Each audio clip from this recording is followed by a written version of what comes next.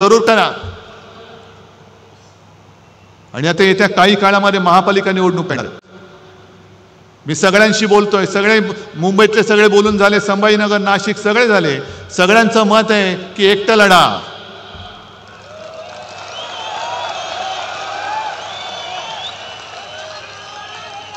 ताकद आहे।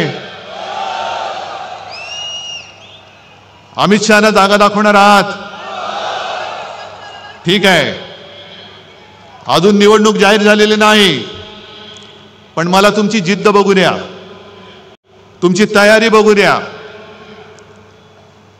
ज्या भ्रमात आपण राहिलो तो पहिला त्या भ्रमातनं बाहेर या, आणि ज्या क्षणी माझी खात्री पटेल आपली तयारी झाले, मी कार्यकर्त्यांच्या मनाप्रमाणे निर्णय घेतल्याशिवाय राहणार नाही।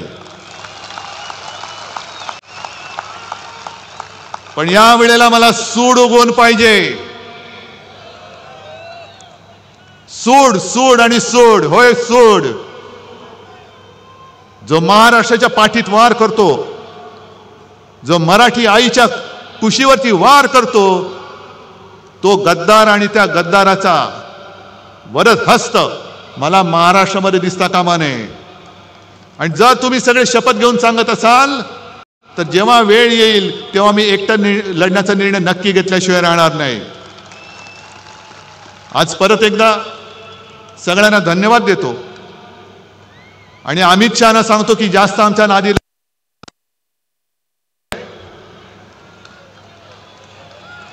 जेवढे अंगावर याल तेवढे वळ घेऊन दिल्लीला परत जाल। सगळ्यांना धन्यवाद देतो। जय हिंद, जय महाराष्ट्र।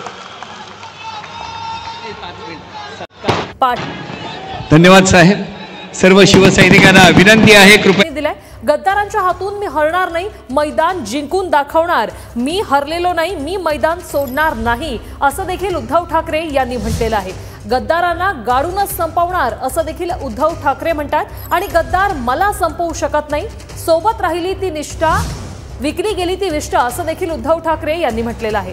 पदाधिकाऱ्यांचं मत आहे की मी एकटं लढावं, मात्र तुमची तयारी बघून नंतर मी तुमच्या मनाप्रमाणे निर्णय घेईन, असं देखील उद्धव ठाकरे यांनी आपल्या भाषणात म्हटलेलं आहे। गोमूत्रधारी बुरसटलेलं हिंदुत्व हे भाजपचं आहे, माझं नाही, अशी टीका देखील उद्धव ठाकरे यांनी भाजपवर केलेली आहे। तर भाजपच्या झेंड्यातला हिरवा रंग काढून दाखवा, असं आव्हान देखील त्यांनी अमित शहा यांना दिलेलं आहे।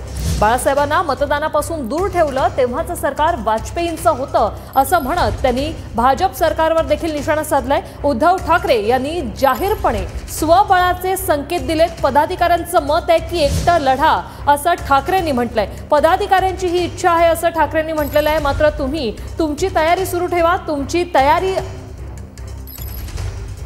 बघून मग मी निर्णय घेणार, असं उद्धव ठाकरे म्हणाले। अमित शहांना जागा दाखवणार असं देखील उद्धव ठाकरे यांनी म्हटलेलं आहे। तर स्वबळावर लढण्याबाबत देखील उद्धव ठाकरे यांनी वक्तव्य केलेलं आहे।